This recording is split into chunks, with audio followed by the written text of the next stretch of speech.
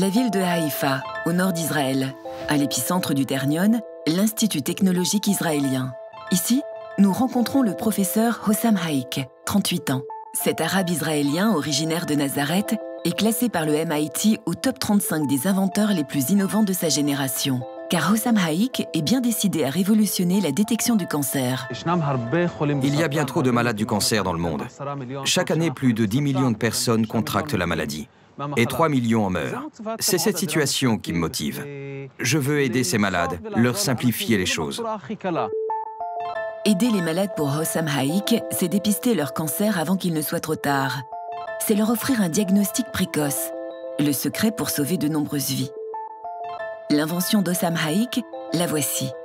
Un détecteur de cancer du poumon par l'haleine, appelé le nanose, une sorte de nez électronique. Il ressemble certes à un alcotest géant, mais c'est un bijou de technologie. Notre haleine contient des particules odorantes, biomarqueurs de maladie, qui passent par la circulation sanguine vers les poumons, puis se retrouvent dans la laine. En soufflant, le patient expulse un millier de molécules différentes qui vont être analysées par le nanose. L'appareil repère les biomarqueurs de la maladie, même à son stade le plus précoce. En moins de 2 minutes, le nanose rend son diagnostic. Mais comment Hossam Haïk a-t-il eu cette incroyable idée?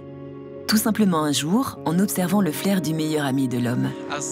En voyant que les chiens arrivaient à flairer et à renifler certaines maladies, je me suis dit « Eureka !» Je me suis demandé pourquoi je ne pourrais pas recréer cela de façon électronique. Je me suis dit « Il faut apprendre du chien. Il faut imiter le flair incroyable du chien, mais de façon électronique, et que cela nous soit utile. »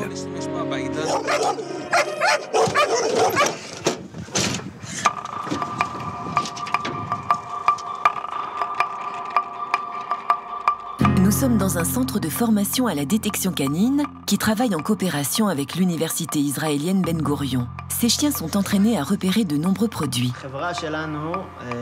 Au départ, notre société était spécialisée dans la sécurité.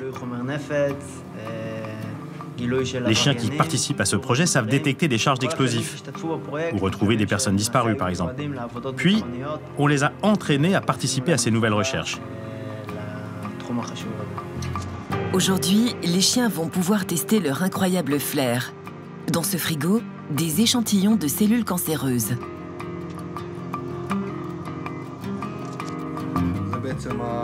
Voilà, ça c'est l'échantillon. Je le pose ici. À l'autre bout du tube, il y a une récompense, une balle, tout simplement. Le chien, lui, est de l'autre côté du mur. Il renifle à l'intérieur des tubes. Et au moment où il trouve l'échantillon qui contient les cellules cancéreuses, je libère la balle pour le récompenser.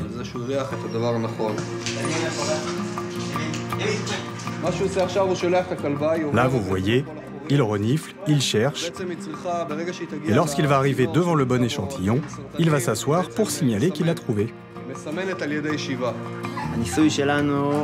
Le résultat de ces recherches est fascinant. Les chiens que nous entraînons bien identifient systématiquement les cellules. Ils ne se trompent pas. Fabriquer une machine inspirée de la capacité des chiens à renifler les cancers, c'est bien le défi d'Hossam Haïk.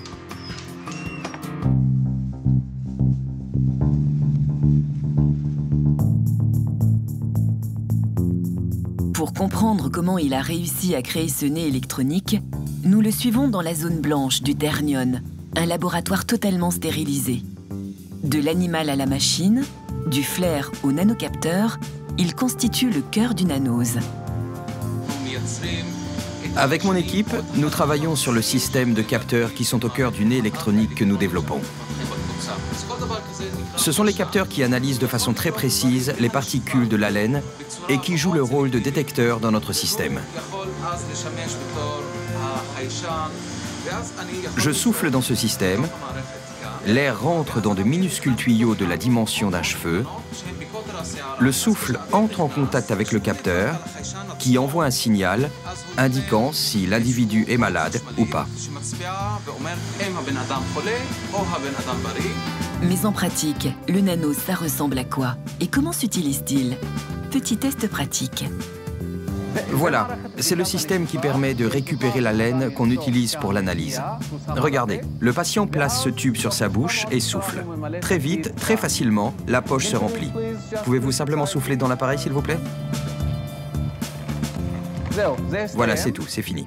Alors maintenant, je récupère cette poche, je la place sur notre système que nous appelons le nez électronique. Le contenu de la poche, la laine, va être analysé par l'appareil qui contient, lui, des capteurs. Des capteurs capables de détecter les molécules cancéreuses. Puis, le système va réagir par des signaux que vous voyez sur l'écran. Les signaux sont négatifs. Cela veut dire que le patient est en bonne santé. Il n'a pas le cancer du poumon. Petit à petit, le profil médical du patient se dessine.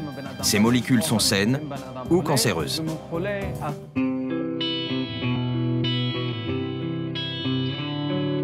À l'hôpital Bellinson, on réalise des tests cliniques d'une anose. Il est simple d'utilisation et surtout il permettrait d'obtenir un diagnostic immédiat. Le diagnostic précoce est un facteur déterminant dans le traitement des cancers. Une de nos grandes frustrations, c'est que souvent, nous détectons les maladies à un stade trop avancé. Si vous regardez le cas de cette femme, par exemple, vous voyez, elle est arrivée avec une tumeur très grave qui s'étend sur une partie importante du poumon. À ce stade-là, on ne peut plus la guérir. Lorsque l'on détecte un cancer à un stade bien avancé, eh bien un an après, 50% des patients décèdent. Si on le détecte à un stade précoce, 85% des patients survivent.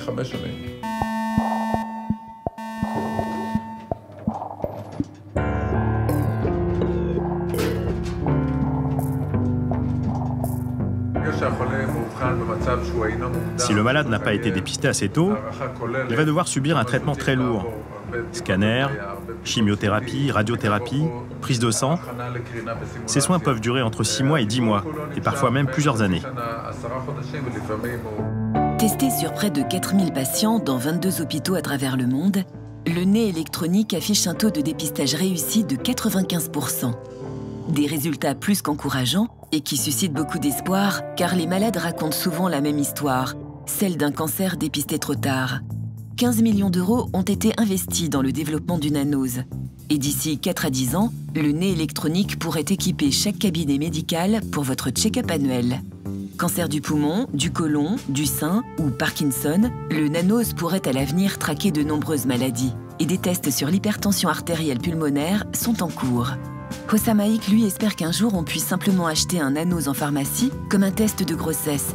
Et pourquoi pas faire son diagnostic à domicile ?